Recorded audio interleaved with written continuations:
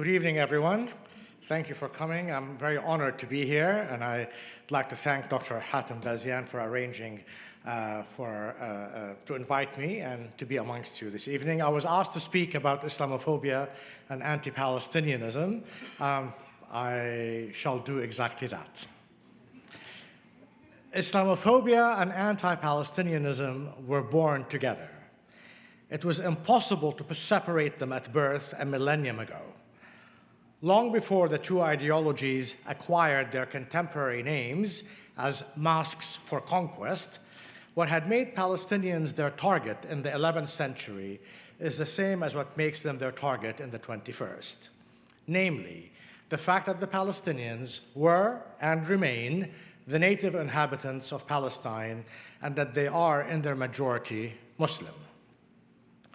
Palestine has had the misfortune of being the location of the first European settler colony as well as the last one, a calamity from which the Palestinian people continue to suffer and which they continue to resist. Certainly, the Palestinians were not the first Arab Muslims, or Christians for that matter, to be targeted by European armies. The first were the Arab Muslims of Spain and of Sicily and southern Italy. The latter were conquered by the Normans to extend the frontiers of Latin Christendom and wrest these territories from Arab Muslim rule. But unlike the conquest of Muslim Arab Sicily, the Muslims and Christians of Palestine would be the first to be targeted by Latin Christendom in a holy war, subsequently known as the First Crusade. The Crusade also inspired the zealotry of the so-called Reconquista, which came to be seen as, quote, a second march to Jerusalem. But unlike Muslim Arab Italy and Spain, Palestine did not border Latin Christendom, even if it was the territory on which the events of the faith to which European heathens had converted originated. The sin of the people of Palestine in the eyes of the Crusaders was precisely that they were not Latin Christians. Similarly, since the Zionist project for the conquest of Palestine began, the sin of the Palestinian people in the eyes of the latest Crusaders is that they are not Jews. In both cases, Palestine was identified as a land that the Lord had bequeathed to Latin Christians, or since the turn of the 20th century, to Jews, both of whom issued from what becomes Europe. While anti-Islam structured the Latin Crusader wars from the 11th century onwards, by the time the 19th century dawned, it would be European white Christian supremacy and Orientalism that would do so. Islam remained a structuring factor, but was now enmeshed with several questions that Europe articulated and which emerged in the 18th century, namely what the British called the Jewish question and the Eastern question. Still, the war on Muslims between the end of the 18th century and the end of World War I did not subside. Available estimates speak of about 5 million Ottoman Muslims killed between 1820 and 1914, and 6 million made refugees. The Palestinian people were spared some of these more recent murderous campaigns, but by the 20th century would be conceived by the Christian West mostly as Arabs, an identity that is most adjacent to Muslim. Still, the Arab designation remained salient until 9/11, when Europe's most recent Islamophobia, which had seen its early manifestations following the triumph of the Iranian Revolution, came to be articulated, as President W. Bush put it in 2001, as a new crusade against Arabs and Muslims that, as he put it, is going to take a while, unquote. It was then that Israel and the West re-identified the Palestinians as objectionable Muslims who must be defeated. As Bush intimated, the crusade has indeed been taking a while, and it remains with us. It is important to review the history of the birth of Islamophobia and anti-Palestinianism to understand how this came to be. In November 1095, Pope Urban II declared the necessity of recapturing the land where Christianity was born. Addressing the European converts to the Palestinian religion of Christianity, the Pope averred, and I'll quote him, "Let therefore hatred depart from among you." He's addressing Latin Christians. "Let your quarrels end. Let wars cease, and let all dissensions and controversies slumber. Enter upon the road to the Holy Sepulchre. Wrest that land from the wicked race, and subject it to yourselves. That land which, as the scripture says, floweth with milk and honey, was given by God into the possession of the children of Israel. Jerusalem is the navel of the world. The land is fruitful above others, like another paradise of delights. This, the Redeemer of the human race, has made illustrious by his advent. This royal city," the Pope continued, "this royal city, therefore, situated at the center of the world, is now held captive by God's enemies and is in subjection to those who do not know God, to the worship of the heathens. Jerusalem seeks, therefore, and desires to be liberated and does not cease to implore you to come to her aid. From you, especially, she asks succor." Unquote. As the majority of Jerusalem's native inhabitants at the time were actually Arabic-speaking Christians, or what the Crusaders used to call Suryani, one of the declared motives of the crusade was to rescue them and the Eastern churches from the Muslims, even though no Eastern Christians had ever complained or appealed to the Latins for help. Indeed, many Latins considered Eastern Christians heretical, just as many Eastern Christians viewed the Latins as heretics. As some historians tell us, the Arab Christians of Palestine, like the Christians of the East more generally, were some of the most unhappy and chief victims of the Crusades alongside Muslims. As for the crime of Palestine's Arab Muslims, these enemies of God, this wicked race of heathens, as the Pope put it, it was their, quote, "unlawful possession of the holy places which Latin Christendom coveted." It was, in fact, during the First Crusade that the fanatical Latin Christians named Palestine the Holy Land, replacing the biblical Old Testament nickname, the Promised Land. The people of Palestine functioned as a foil for the papacy, insofar as the internecine wars among Latin Christians were considered sinful by the Church and prevented them from serving their God. Unifying the Latins and expanding Christendom territorially were imperative as much as redirecting Latin hatred toward Muslims. And as the Latin Christians deemed the Muslims inconvertible, and the Church prohibited making peace with them because they were heathens, according to the Latin Christians, they, the Muslims, would therefore have to be slain and the survivors expelled from the so-called Holy Land. As for the Arab Christians, the Crusaders tried to Latinize them forcefully, but ultimately failed. This is why the survivors among the large Muslim and Christian Arab population and the small community of Arab Jews of Jerusalem were all expelled to make room for the Frankish settlers. When the Crusades slaughtered anywhere between 40 and 70,000 of those Muslims in Jerusalem, at the time, of course, they did so in the city, but also inside Al-Aqsa Mosque in a horrific massacre on the 15th and the 16th of July, 1099. The fanatical Crusaders were incensed that the victims fought back to defend themselves. It is said that actually that made them so angry, how dare they defend themselves?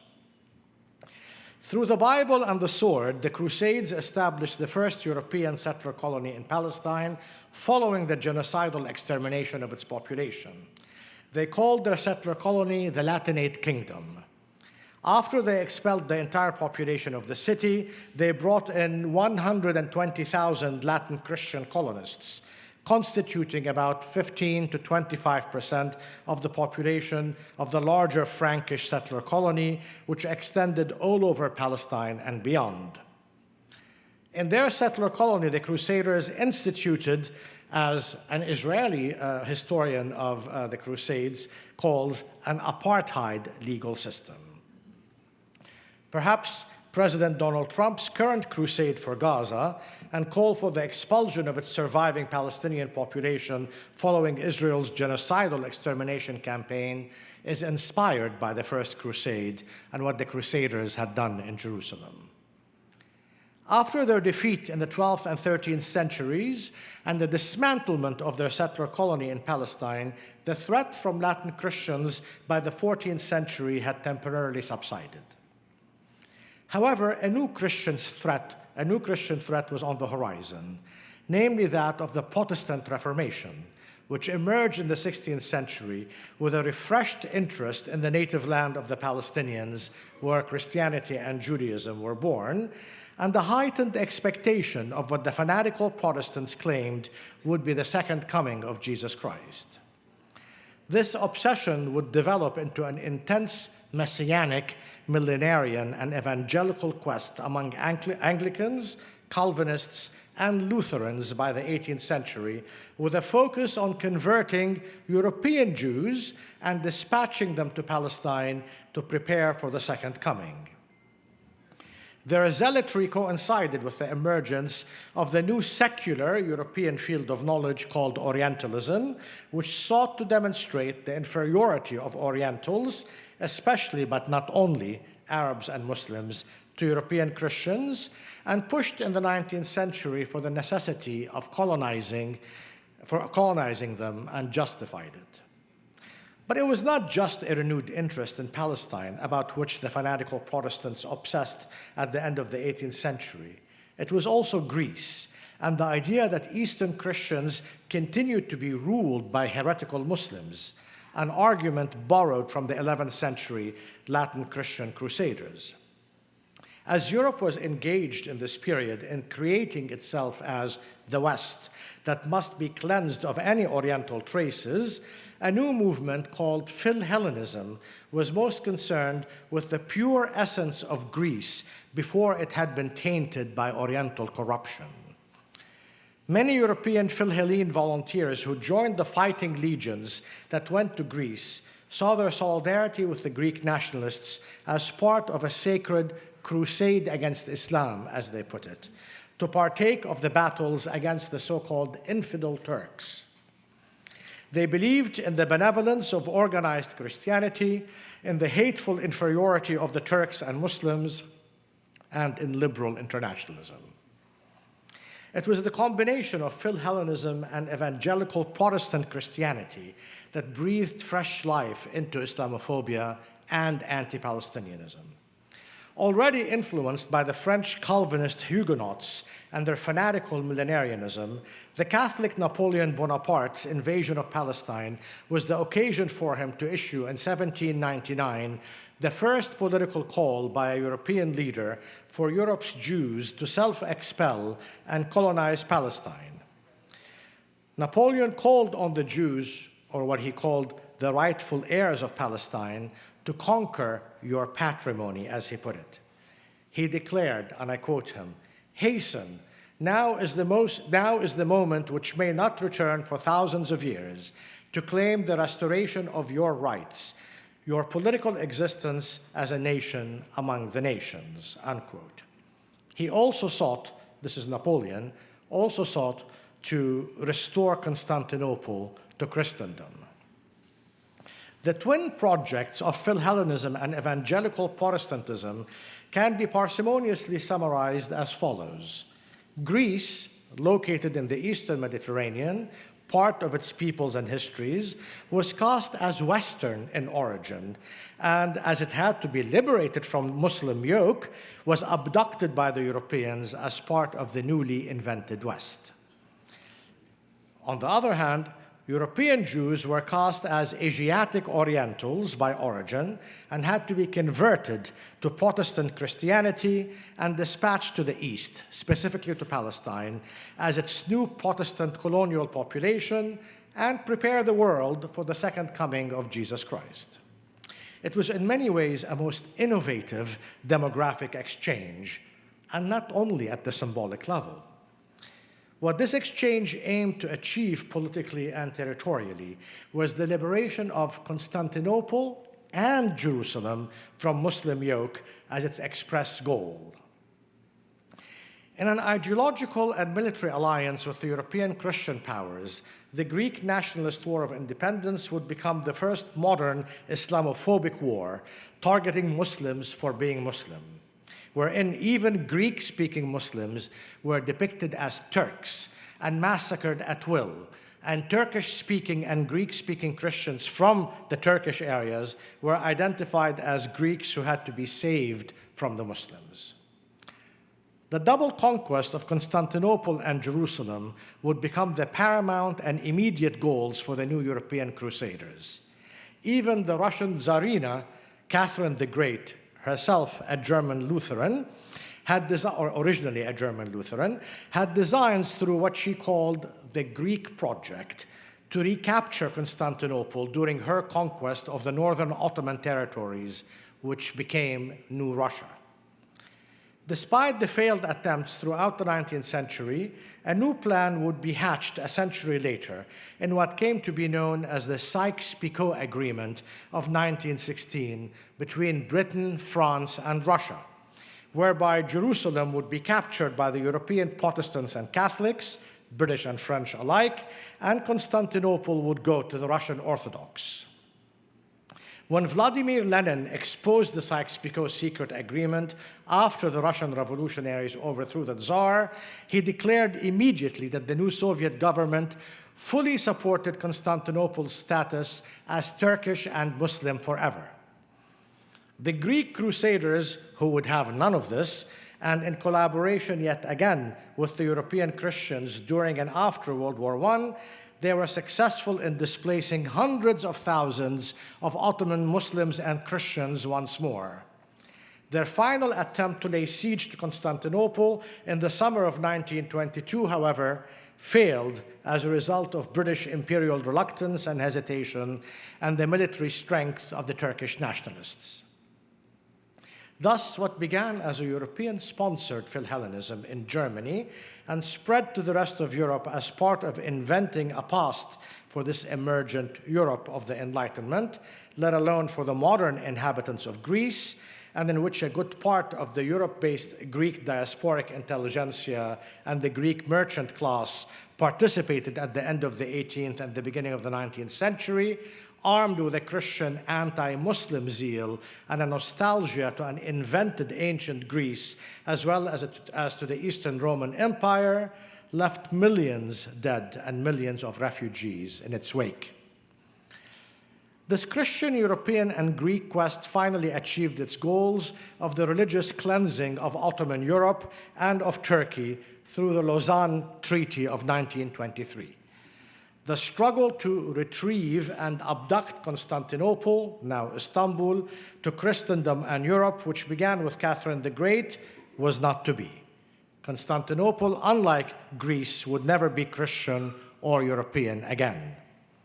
Soon attention would turn to that other city that was lost to European Christians in the hope of it being recaptured, namely the Palestinian city of Al-Quds, named as such since the 9th century, but which Europe insisted on calling solely by its ancient biblical Aramaic name, which many mischaracterize as Hebrew, Jerusalem.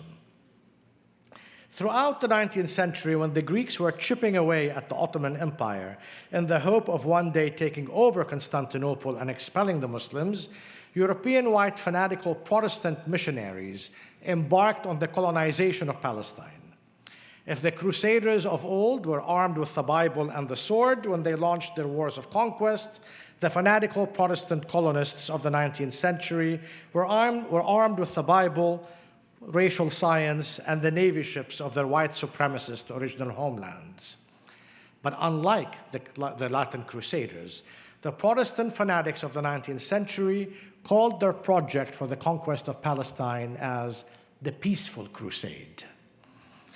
It was the new evangelical British Church Missionary Society, or CMS, established in 1799, the year Napoleon invaded Palestine, and the London Society for the Promotion of Christianity Among the Jews, established in 1809, which would pioneer the effort to transform Palestine into a European Protestant state and wrest the country from its heretical Muslim captors. Both the CMS and the London Society for the Promotion of Christianity Amongst the Jews were sponsored by elite, or the elite of English society and politics, including then British Foreign Secretary Lord Palmerston and his evangelical son-in-law Lord Shaftesbury, among others. Palmerston approached the Ottoman Sultan to allow the European Jews return, quote-unquote, to Palestine. The idea was that through settler colonialism and imperial coercion of the Ottomans, Palestine could be wrenched from them and from its Muslim and Christian population without a military expedition. The London Society for the Promotion of Christianity, on its part, converted many Jews in Britain, 250 of whom became Anglican clergymen, and many of the latter had actually been rabbinical scholars before their transformation and conversion to Christianity. By 1841, the position of patron of the London Society was conferred upon the Archbishop of Canterbury, the head of the Anglican Church. The British fanatics, in alliance with the British government, were able through blackmail to coerce the Ottomans in 1841 to allow them to build the first Protestant church in the Ottoman Empire, which they built in Al-Quds in Jerusalem. Along with the fanatical German Lutherans, the British Anglican missionaries also demanded that the Ottomans approve the establishment of a Protestant bishopric the same year. Once established, the British dispatched the first Protestant bishop to Palestine to take charge of it. The chosen bishop was a German converted Jew, originally from the German-occupied Polish province of Posen, by the name of Michael Solomon Alexander. Originally, his name was Wolf. He had been a rabbi, and then he became... So he had been in England since 1820, and was immediately consecrated in 1841 before arriving in Palestine in January 1842 on a Royal British war frigate, aptly named the Devastation. Alexander had served as rabbi of Plymouth before his conversion to Protestantism. His mission was to build a Christian Anglican church based on converted Jews in preparation for the arrival of the Messiah. The German-British rabbi turned bishop entered Al-Quds with an escort of 100 horsemen, including his wife and his children who rode on donkeys, on the Muslim Eid al-Adha on the 2nd of January, 1842. Protestant efforts to Christianize Palestine proceeded apace. Presbyterian American missionaries had been dispatched to Palestine in the 1820s to convert Arab Christians, but mostly to convert the less than 4,000 Palestinian Jews of Andalusian origins, as well as the 4,000 Messianic Lithuanian Jews who had arrived in Palestine just prior to the American missionaries in anticipation of the arrival of the Jewish Messiah. Muslims, it seemed, remained inconvertible. The Americans only stayed until 1844, when they moved to Syria and the Lebanon in light of the establishment of the British Anglican mission in Palestine, which made the presence of the Americans redundant. The Americans, however, managed to distribute thousands of copies of their Protestant Bible before they left Palestine in the secure hands of their British co-religionists. As part of this so-called peaceful crusade, American Protestant millenarians and restorationists joined in the crusade and established farming colonies in the Palestinian city of Jaffa and hoped to convert the few thousand of Jews they encountered in Palestine and teach them farming, though they found them to be, as they put it, quote-unquote, lazy and resistant to conversion.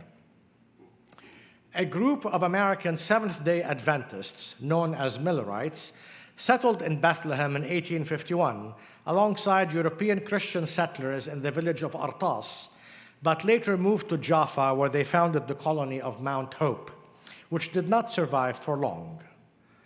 Another fanatical group, the Dixons, established the American Mission Colony in Jaffa in 1854, which was resisted immediately by local Palestinians. The colony was attacked in 1858, and several of the American fanatical colonists killed. The rest were repatriated to Massachusetts.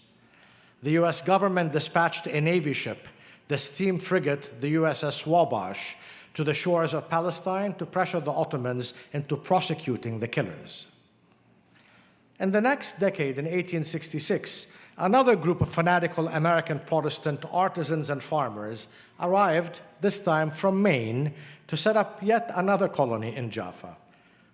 The Adams Colony, as it was named, after its evangelical leader, who called himself George Washington Joshua Adams, a former Mormon, had 156 colonists, but managed to survive for 2 years only.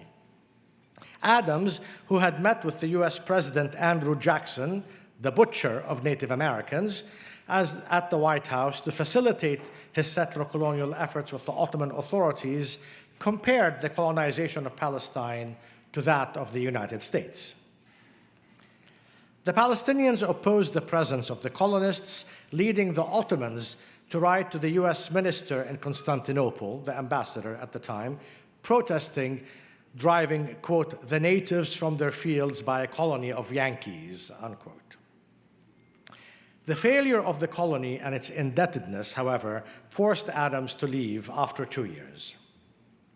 Upon embarking on his colonization project, Adams had declared that his colony would prepare the land for the return of European Jews, which in turn would expedite the second coming of Jesus Christ. Only 20 American settlers remained in Palestine after the dissolution of the colony. Yet another evangelical Protestant American family set out on a similar mission in 1881 to establish an American colony, this time in Jerusalem.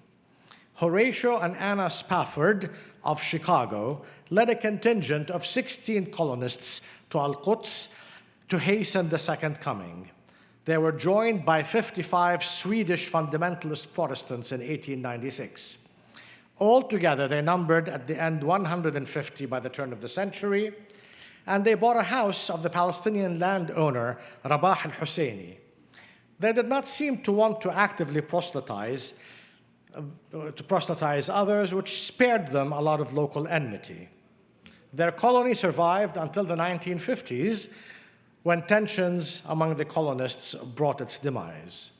The Husseini house they had bought was transformed into the contemporary American Colony Hotel in East Jerusalem. Those of you who have gone to East Jerusalem might know it. The Protestant colonization of Palestine was not exclusively a British and an American affair. A decade before, Germany embarked on its own colonization of Africa. A small group of Germans expelled from the Lutheran Church for their millenarian beliefs reorganized themselves in 1861 as the German Templars, their name, of course, echoing the Crusaders' Knight Templars. And they embarked on establishing German settler colonies in Palestine. The first was established near Nazareth in 1866, and in 1869 they built another colony in Haifa. As early as 1868, the Palestinians in Nazareth attacked the Templar colonists and protested the sale of land to them. In the early 1870s, the Templars got into a dispute with the local Jaffa authorities regarding their insistence on driving their carts, horse-drawn carts, through Jaffa's crowded, narrow streets down the quay. Their leader, a fellow by the name of Hoffman, described the dispute in typical European colonial racism. Quote, "It is simply the resistance of barbarism to the advance of culture. I have therefore to take refuge in the might of the German Empire," unquote. The German consul intervened, and the colonists could now drive their cars in the narrow streets for only 3 hours a day. The colonists sought to consciously separate themselves from the local population in pietistic enclaves and aiming to be economically self-supporting as far as possible. Hoffman, who was the leader of the Jaffa colony, published a book in 1875 titled Occident and Orient as a manifesto in which he declared the aim of his group to uplift the East.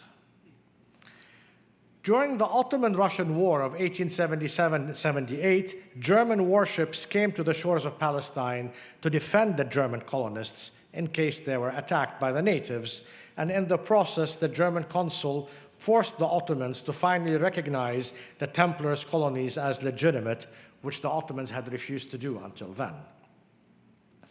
The Templars had in fact sought to turn Palestine into a Protestant Christian state and were hoping that it would be awarded to Germany at the end of that war. When a few decades later, the 1908 uprising of the Young Turks erupted in Constantinople, Palestinian peasants attacked the German colonies. Again, the Germans dispatched a warship to Haifa. The German colonists, in fact, in many ways, were inspirational to others, namely the Zionists, as we will see briefly. On the eve of World War I, there were close to about 2,000 Templars in Palestine.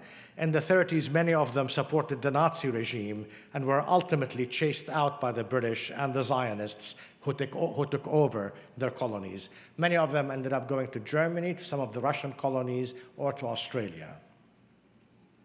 Ultimately, after close to a century, the Protestant fanatics, just like the Catholic Crusaders, were only able to convert a few hundred Jews and Orthodox Christians in Palestine. They failed.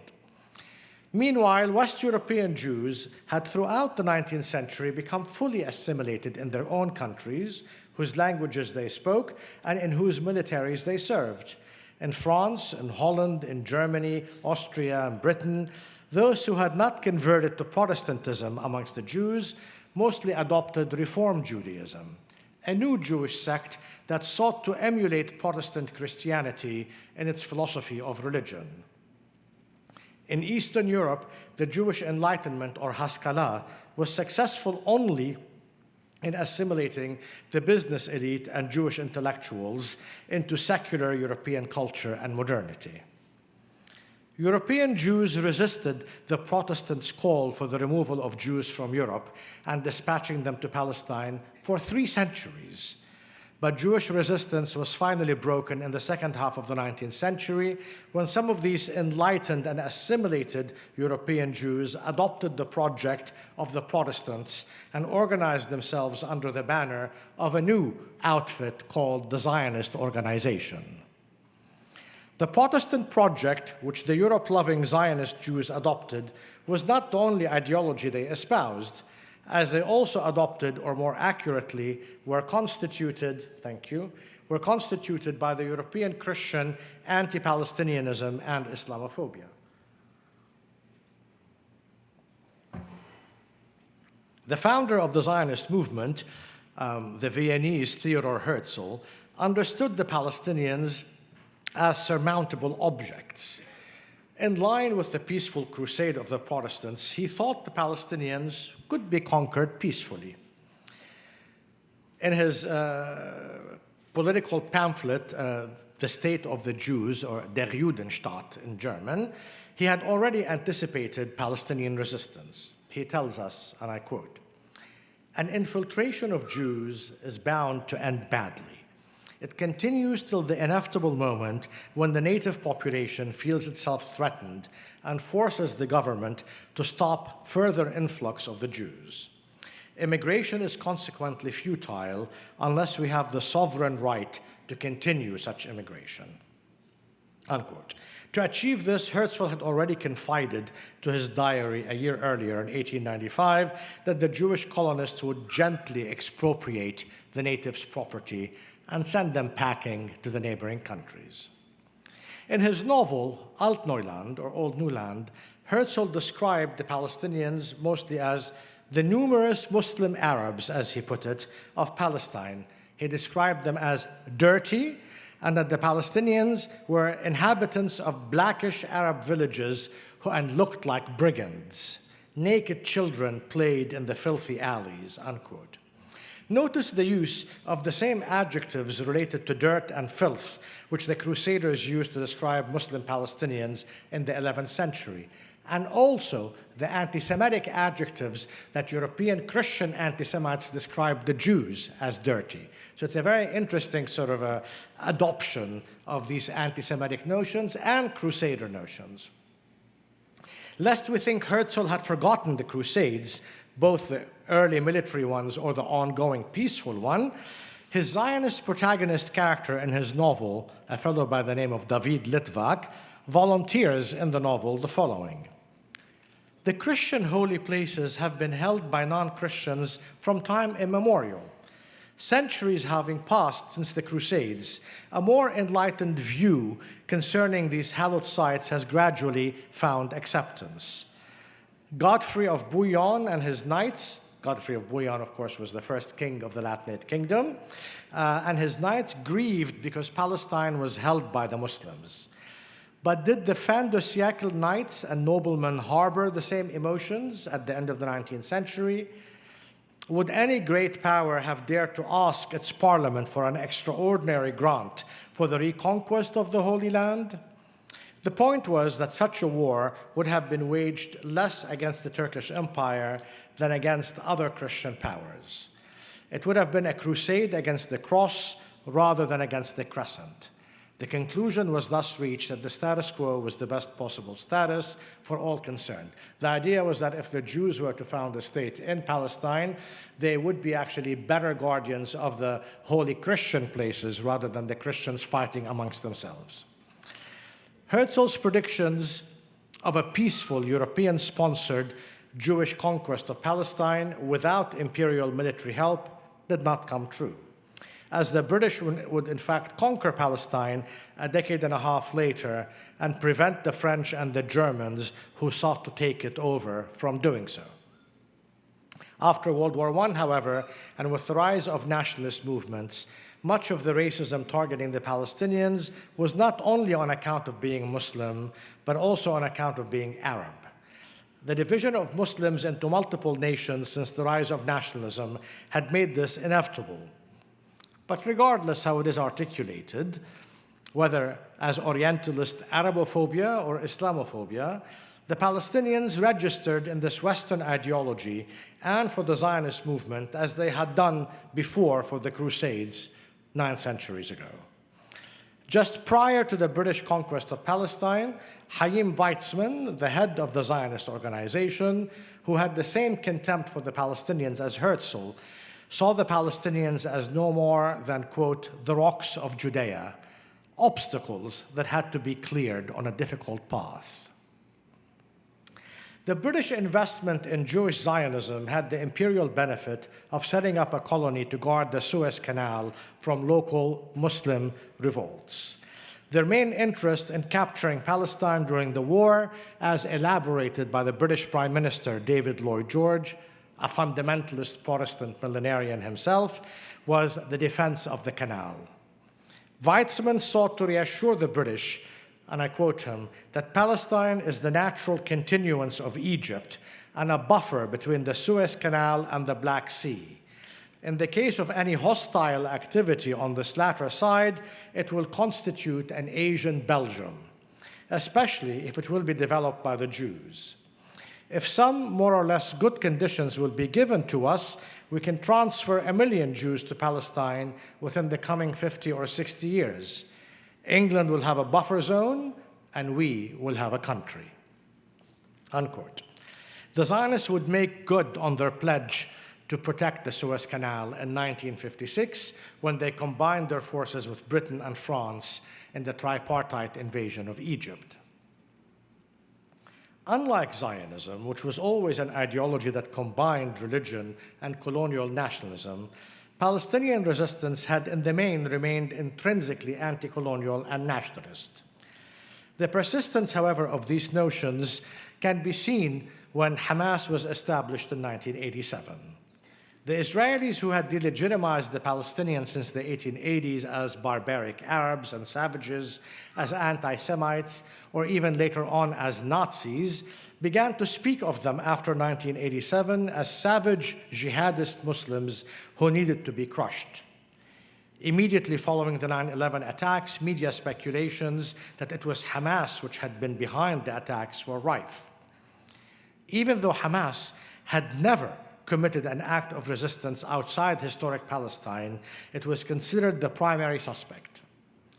The twinning of Islamophobia and anti-Palestinianism would be further fortified since. In June 2009, US President Barack Obama addressed not only a local Egyptian audience, but also the entire Muslim world, as he put it, from Cairo University. He spoke about the importance of religious tolerance of Egyptian and Lebanese Christians by their Muslim compatriots, while promising to end institutionalized discrimination against American Muslims, which followed 9/11. Yet, in that same speech, he justified the ongoing murderous American military campaigns in Afghanistan and Pakistan — he could have added Yemen, but he did not — as necessary. These were countries where his administration was killing not only non-American Muslims, but also targeting American Muslims, non-white citizens, for assassinations. In the same vein, Obama also wanted to provide a theological justification for an American-sponsored policy, namely the imposition of a so-called peace between Palestinians and Israelis that preserves Jewish settler colonialism and occupation at the expense of Palestinian rights. To do so, he spoke of how, quote, "the Holy Land of three great faiths is the place of peace that God intended it to be. When Jerusalem," as he put it, "is a secure and lasting home for Jews and Christians and Muslims, and a place for all the children of Abraham to mingle peacefully together, as in the Quranic story of Isra," which he mispronounced at any rate, "when Moses, Jesus, and Muhammad, peace be upon him, joined in prayer." In doing so, Obama was clearly stating in Zionist fashion that not only do the Jewish colonizers of Palestine not need to be tolerant, but also that they are resisted not because they are colonists, but because they are Jewish. Hence his call for Muslim tolerance and ecumenical peace rather than for an end to Jewish settler colonialism. Of course, since the Iranian Revolution, Islamophobia has come to encompass all Muslims worldwide. But just as the Islamophobia of the Crusades targeted all Muslims, Turks and Arabs alike, it reserved a special hatred toward the Palestinians. Today's Islamophobia is not so different. The Palestinians, as the worst Muslims out there, occupy the most central place in it. Since October 7th, 2023, when the Palestinian resistance attacked Israel, Islamophobia surged in the US and Western Europe, targeting all Muslims or anyone mistaken for them. If Islamophobia birthed anti-Palestinianism as a mask for conquest at the time of the Crusades, today it is anti-Palestinianism that feeds Islamophobia in Europe and in the US. When the Palestinian people stand up and resist their white Christian and Jewish colonizers today, they threaten the entire ideological edifice of the Western world, which is built on the inaugural moment of the Crusades. This is why all the available weaponry of that world, including Islamophobia, have been and must be aimed at the Palestinians to defeat them. Yet the Palestinians continue to resist a millennium later, and the new crusaders persist in trying to defeat them. Thank you.